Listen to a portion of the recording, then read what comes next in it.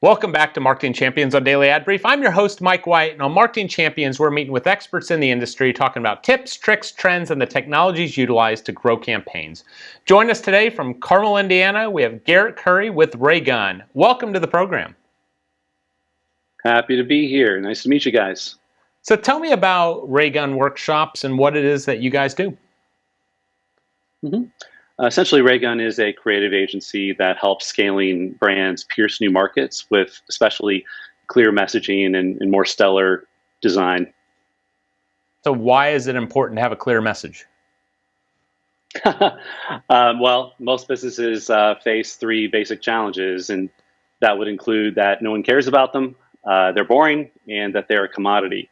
And a lot of and most of the time, they're probably correct, right? They are correct every time. Business by nature is horribly boring. And so I think the challenge that they all have is, how do you turn a boring conversation into an interesting one? How do you turn a tedious conversation into a fun conversation? And so while so many companies spend so much money on their marketing, it's really kind of rudderless if their messaging really isn't hitting at all. So a lot of them don't really put a lot of attention in that. We found that to be a systemic error that requires immediate correction if they're going to find effectiveness in their marketing or sales. How important is it to have multiple messages nowadays to reach a wide variety of audiences that are specific, as opposed to one giant brand message for the company? Yeah, what you're addressing is what's called brand segmenting, and we do deal with that quite a bit. We have a large client that is in basically a pharmacy benefits management, and so we not only created a broad message that introduces their company and their value, but we had to segment it into ones that reach brokers, that reach employers directly, but also a message that reaches the very patients that they serve. So though there was like a broad message that it all trickles down from, we were able to appeal to very specific things that are of the interest to that segmented audience. And if you don't do that, then your message is going to be very diluted, and it won't really affect the target that you're trying to hit very well. How often do you get in and work with a client and you can't get them out of their own way to help them out? We don't work with those sorts of clients, to be honest. We're very selective. If they approach us with a problem and they are not interested in us helping them find a solution, then why are we having that conversation? So we do vet them out very carefully. It's a very intrusive conversation. I mean, you are really hitting the culture and kind of the heart of a company by kind of questioning how they present themselves and why they think they're valuable. And that's kind of a hard conversation, I think, for owners or executives. So we make sure that our clients are willing and want to play nice and are willing to collaborate deeply with us. Who's an ideal customer that you guys choose to work with? Is there a certain industry or category? There are definitely industries that we tend to work with. Historically, a lot of professional services, healthcare, but most recently, we've been working within financial technology or fintech. We get asked to do weird things sometimes.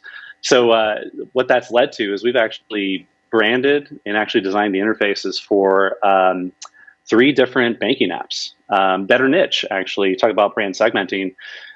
We've designed a banking app specifically for university students, one for the Hispanic community, and we're currently developing one for adults over the age of 65.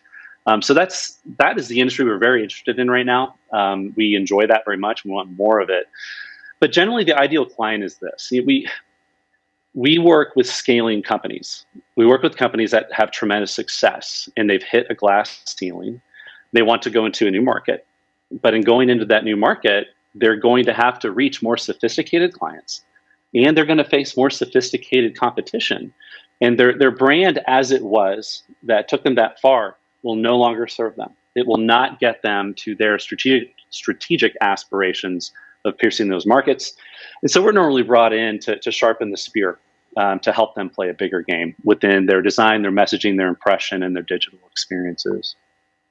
Can you tell me about a time that you failed forward and it was actually very successful for you to have that failure? Oh my gosh, that's a huge question. Absolutely. Failing Nothing like just forward. dropping that one on you right there. My Yeah, my advice to people that's is fail forward, fail often. Just don't fail 3 times at the same thing. yeah. Honestly, if I wrote a book, and maybe I will someday, there will be a chapter called how to lose $10,000 10 ways. And I've definitely done that. And just he was failing forward early on when I you know started my agency. We dealt with a lot of physical product. Like we were doing like promotional products. We were doing conference environments and T-shirts and anything that could turn a dollar. Right. That was kind of early on. That stuff ended up being the just a time suck in a financial suck, and also it made us vulnerable. Like when you had to ship like 10,000 T-shirts to a marathon and it was a day short. That literally happened to us. I just decided at that point we are no longer dealing with anything that's physical that requires shipping or anything like that, and so we went purely within the services area, and that changed everything. That kind of helped protect us, and helped us just pivot more easily as well. So I think that was early on when I started this company. That was a big wake up call. And you save $200 a month for your ASI membership as well, probably. Correct. Oh man. Oh yeah. Good job, man. No, Yep, I absolutely. do the same Absolutely. thing, and I feel that time suck. That person who wanted to order $300 worth of something, you spend 2 hours in the back and forth, and then you'd make $13. Oh yeah.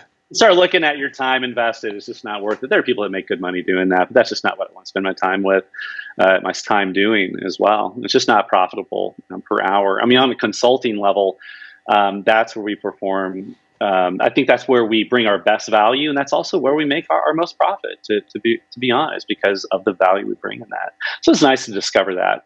Definitely. All right. So your advice 5 years ago and your advice today, when you're sitting down with a company talking to them about the importance of their business card.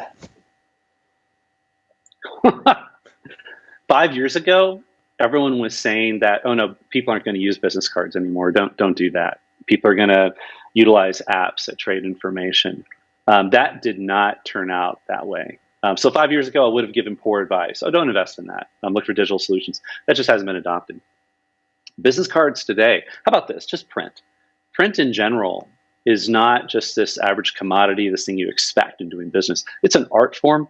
It is a piece of art. And so people now are going like really elaborate with their cards and trying to make the best impression possible and adding every sort of visual or tactile feature to them. That's the advice I would give today. Is there are so many things we can do with business cards now, physical business cards, wow people on the first introduction when they place that in their hand and create something that they feel terribly guilty to ever throw away. That would be my advice. Do you ever hand out Rayguns like the one behind you? I do. Not that one, but honestly, we've invested in these like little keychains. That's actually an electronic Raygun that makes a sound. We buy them from MIT's museum store because they're the least expensive there, and we get them in bulk and we hand them out all the time. That is awesome. Well, thank you very much for coming on the program, and congratulations on being a marketing champion. It was a pleasure. Thank you very much, guys. Take care. Thank you. To find out more about Raygun and all the amazing things they can do to focus on your company, visit us at dailyadbrief.com. We'll see you next time on Marketing Champions.